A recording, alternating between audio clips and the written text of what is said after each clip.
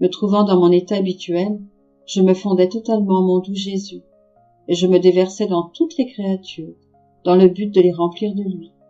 Mon aimable Jésus me dit, « Ma fille, chaque fois que la créature se fond en moi, elle communique les influences divines à toutes les créatures qui, selon leurs besoins, sont ainsi visitées.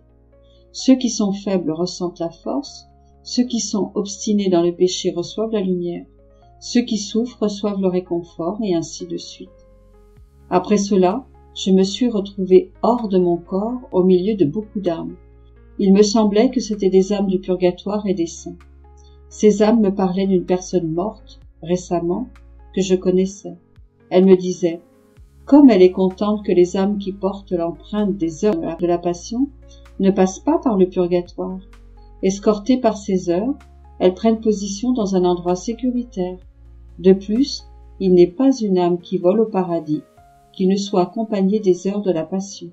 Ces heures répandent continuellement la rosée du ciel sur la terre, dans le purgatoire et même dans le ciel.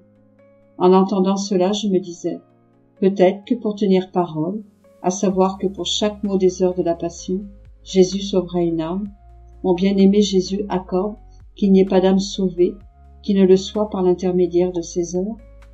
Après, je suis revenue dans mon corps, et ayant trouvé mon doux Jésus, je lui ai demandé si cela était vrai.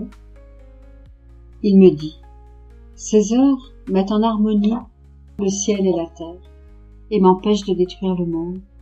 Je sens mon sang, mes plaies, mon amour, et tout ce que j'ai fait mis en circulation et se répandre sur tout, pour tout sauver. Quand on médite ces heures de la passion, je sens mon sang, mes plaies et mes anxiétés pour le salut des âmes mises en motion. Je sens ma vie se répéter. Comment les créatures peuvent-elles obtenir quelque bien, si ce n'est par le truchement de ces heures? Pourquoi en doutes-tu? La chose n'est pas la tienne, mais la mienne. Tu as été le faible instrument.